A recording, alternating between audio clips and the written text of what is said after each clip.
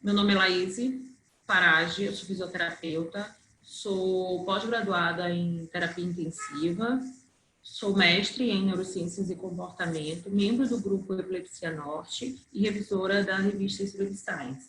Então, hoje eu vim aqui falar para vocês sobre os fenótipos microgliais e a epilepsia. Qual que é a relação entre eles, tá bom? Então, para iniciar, vamos falar das micróglias, tá? Que são macrófagos residentes do sistema nervoso central. Elas são células que respondem rapidamente a mudanças ambientais. São as primeiras células de resposta que nós temos. Então, elas vão responder a lesão, uma infecção, por exemplo. São fagócitos mononucleares e células autorregenerativas. Elas vão expressar e secretar moléculas inflamatórias como as citocinas, tá bom? Elas têm um importante papel imunológico e homeostático no nosso sistema nervoso central, tá bom? Então, é importante lembrar que no nosso desenvolvimento inicial do cérebro, a célula microglial, ela vai ter um perfil ameboide, corpo celular grande e arredondado, ramos curtos e grossos. Ela tem uma atividade fagocítica aumentada e a resposta vai ser específica de secreção e expressão gênica, tá bom? Nos estágios maduros do desenvolvimento, a morfologia ela vai ser altamente dinâmica, reativa e ramificada. Essa reação ela vai ser imediata a qualquer alteração na homeostase do nosso corpo, tá bom? Então, ela vai ter a capacidade de modificar o fenótipo, que vai variar a morfologia e o comportamento dessa célula. Ele vai ter uma ativação da resposta inflamatória e reparação tecidual. Essas situações, elas vão estar envolvidas na consolidação do processo inflamatório, tá bom? Para ter esse equilíbrio funcional na micróglia, é importante destacar que ela é afetada por diversos fatores ambientais, tá? E na nossa condição fisiológica, essa interação com o microambiente, ela vai se dar através de múltiplos fatores, tá bom? E essa interação também vai liberar substâncias como quimiocinas, citocinas, fatores tróficos, tá? Todos relacionados para modular a função, seja na saúde ou na doença da célula do nosso corpo. Então, esses fatores estão relacionados a um trauma, a uma lesão cerebral, a um aumento do alcoolismo, infecções, tá? E eles vão gerar modificações fenotípicas dinâmicas, tá? Que vão converter a micróglia homeostática em reativa. Vale lembrar que a micróglia, ela está sempre em atividade. Então, ela está sempre varrendo o ambiente para saber se está tudo ok, se não tem nenhuma alteração, se não tem nenhuma célula alterada, tá bom? Então, essa divisão de homeostática para reativa é mais didática, tá bom? Então, essas mudanças fenotípicas, elas vão ocorrer na célula através de dois fenótipos, tá? Que nós temos o pró-inflamatório e o anti-inflamatório, que estão relacionados ao processo de cicatrização. Esse excesso de ativação do pró-inflamatório sobre o anti-inflamatório vai levar ou pode levar a resultados patológicos, tá bom? Então, a gente tem que lembrar que essa remoção sináptica normal associada ao remodelamento dos circuitos do desenvolvimento, eles ocorrem na dependência da micróglia homeostática, tá bom? Então, a gente lembra que a ativação excessiva por fatores ambientais de estresse vão levar a perda de função fisiológica microbial e implicações no surgimento de condições patológicas, como eu já falei, tá? Aqui na imagem, a gente observa essa divisão, tá? Da célula homeostática para o excesso de reatividade. Então, a gente tem aqui as influências do ambiente, tá? Uma patologia cerebral, aumento do alcoolismo, por exemplo, aqui nessa região, tá bom? A liberação de substâncias, quimiocinas, citocinas, fatores tróficos e aqui a resposta, tá? Uma sinaptogênese, um crescimento axonal, uma modulação da célula imune. Então, esse excesso de reatividade pode ter uma alteração nessas respostas, tá bom? Então, agora a gente vai começar a falar dos fenótipos microgliais, tá?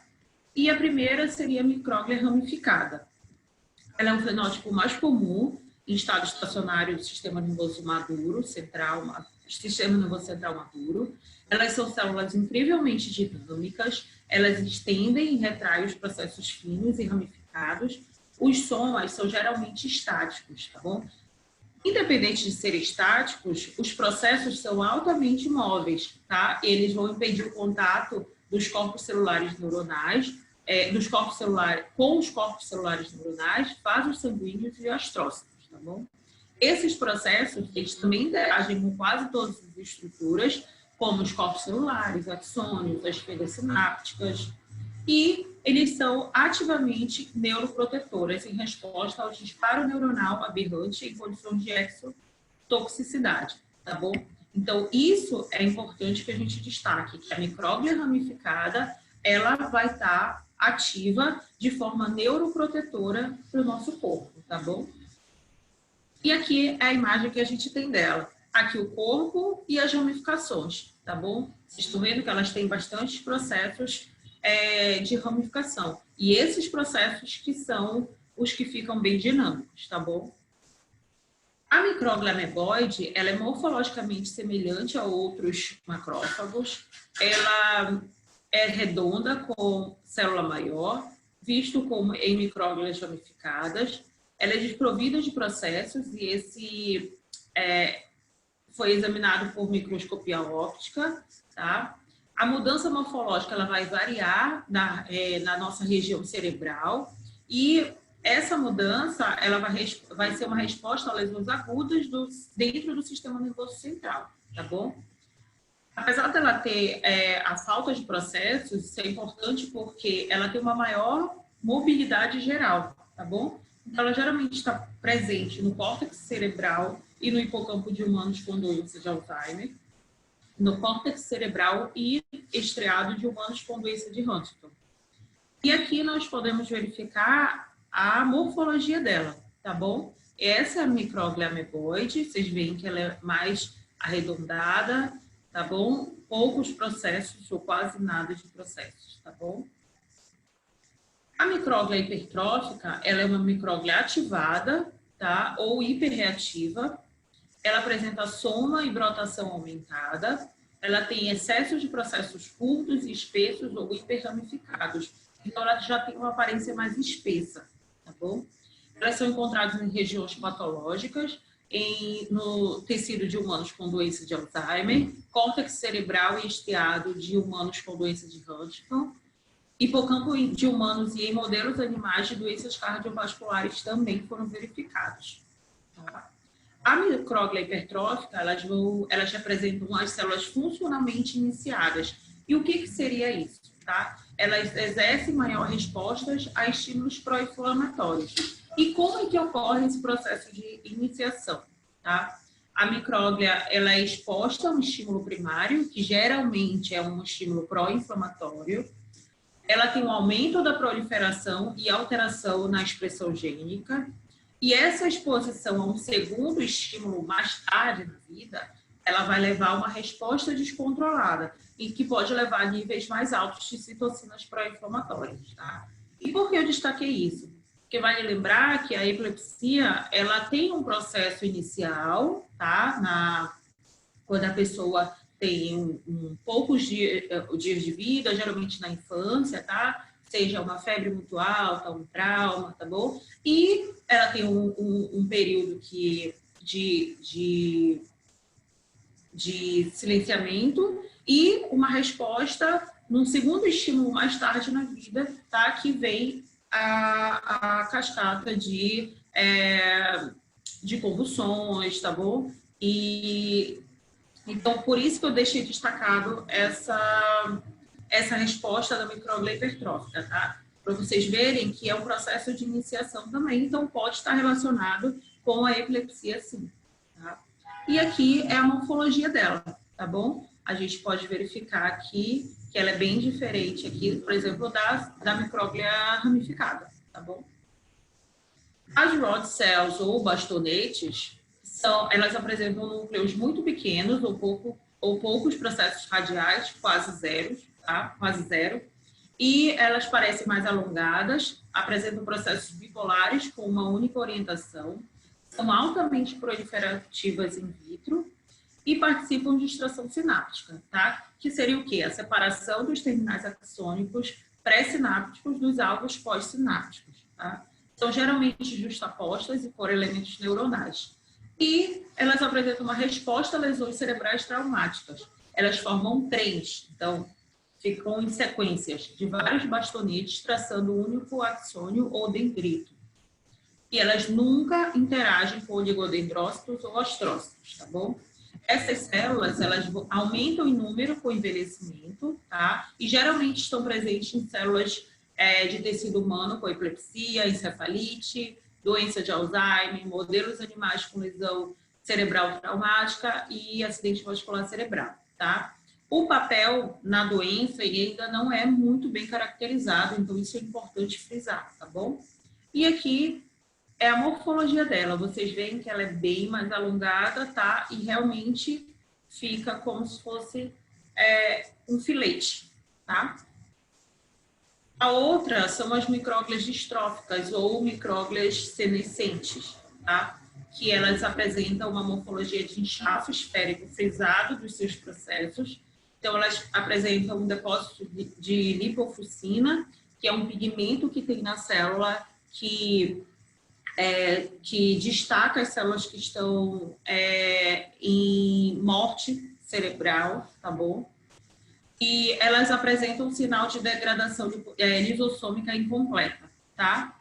Elas apresentam também estresse e sobrecarga endolisossômica e dilatação do retículo endoplasmático. Tá? Elas são agudantemente identificadas em amostras humanas com idade cognitiva normal, tá? E estão em oposição direta à micróglia hipertrófica, de forma que elas estão em oposição tanto funcional, porque ela é inativa, ou apresenta uma resposta reduzida à sinalização pró-inflamatória, ou morfológica, por serem menores e desarticuladas, com processos não funcionais e ou disfuncionais, tá bom? Então, essas micróglias, elas estão presentes em grande número, próximos a beta-amiloides, que foram visualizadas em amostras pós-morte de humanos com doença de Alzheimer.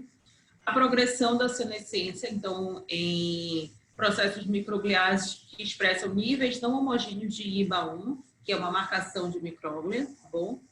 Fragmentação do corpo esférico da célula até a separação do citoplasma, então ela apresenta essa característica. E elas estão presentes, geralmente a gente visualiza em córtex cerebral e humanos, doença de Alzheimer, tá? O córtex estriado cerebral de humanos com doença de Huntington também é visualizado esse tipo de célula.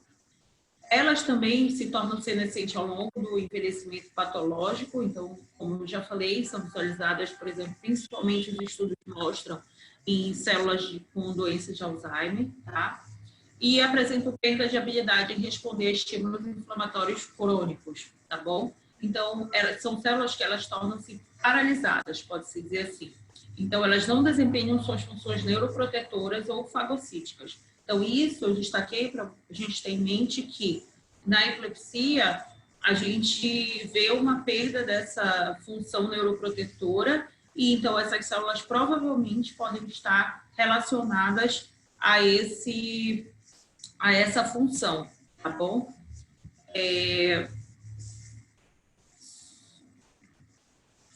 Aqui a gente visualiza as células distróficas, tá bom? Então, vocês veem que elas têm uma morfologia bem diferente das outras, tá bom? E ainda no fenótipo microglial, uma outra forma de mostrar essa classificação seria a forma que a gente tem de N0, que a gente vê nos estudos chamados de micróglia ramificada ou micróglia em repouso, a M1, que é a micróglia ativa, e M2 também ativa, sendo que M1 está o tipo de micróglia com morfologia ameboide, tá? Que ela retrai ramificações, ela é estimulada por fatores como lipossacarídeos, fator de necrose tumoral gama, tá? Ela tem uma função pró-inflamatória e citotóxica e ela produz interleucina 1-beta, interleucina 6, tá bom? Já a micróglia ativa M2, ela é estimulada por citocinas como interleucina 4, a interleucina 13, ela já tem uma função anti-inflamatória e neuroprotetora, tá? E ela regula de forma inibitória a micróglia ativa M1, tá?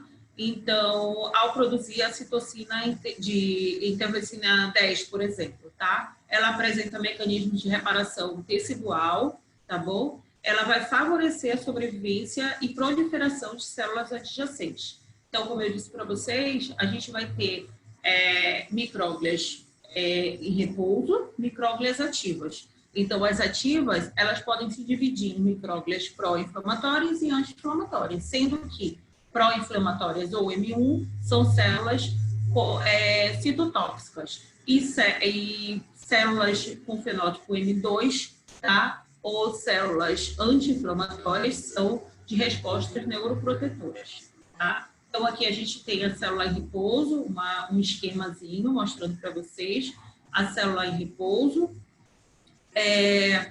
Aqui nós temos a liberação, tá? Por exemplo, da lipossacarídeo, e aqui nós temos a resposta de micróglia M1, que seria pró-inflamatória com liberação de interleucina 1-beta, por exemplo, tá? Aqui, na micróglia em repouso com a interleucina 4, tá? Liberação de interleucina 4, nós temos, por exemplo, a ativação na micróglia M2 de resposta inflamatória, que vai gerar aqui a interleucina 10, que vai atuar sobre a pró-inflamatória, para reduzir essa ativação pró-inflamatória, tá bom? E ter uma resposta melhor de neuroproteção. Então, esses fenótipos microgliais, eles vão ter uma resposta neurotóxica e neuroprotetora. Neurotóxica, pró-inflamatória, aumento de infiltração de células imunes, aumento de dano neuronal. Resposta neuroprotetora, resposta anti-inflamatória, aumento de resolução de inflamação, aumento de fatores neurotróficos, tá? E elas geralmente podem estar relacionadas ao quê? A intensidade inicial de crises agudas, neurodegeneração tardia, tá bom?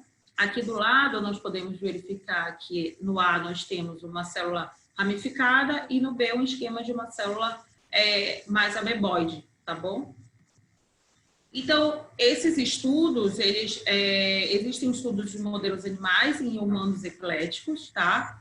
E eles verificaram que após os status epiléticos, há um aumento de expressão de citocinas pró-inflamatórias, tá? E um aumento da excitabilidade neuronal que pode agravar a atividade epilética, tá bom? Sendo que não encontramos ainda estudos específicos de fenótipos microgliais, tá? Com a epilepsia. Os estudos geralmente são com outros tipos de doenças, com neuroinflamação, por exemplo, Alzheimer, tá bom? Então, fica aqui o questionamento. Essa micróglia, ela pode desempenhar um papel proeminente no desenvolvimento da epilepsia? Isso é algo que a gente tem que pesquisar e que a gente tem que melhorar o raciocínio, tentar entender melhor como funciona esses fenótipos e a epilepsia, tá bom? Obrigada e não esqueçam aqui de seguir, tá? A Epilepsia 360. Aqui tá também o meu Instagram, Fisiolaís Farage, e o meu e-mail se vocês tiverem dúvida, tá bom? Obrigada e até logo.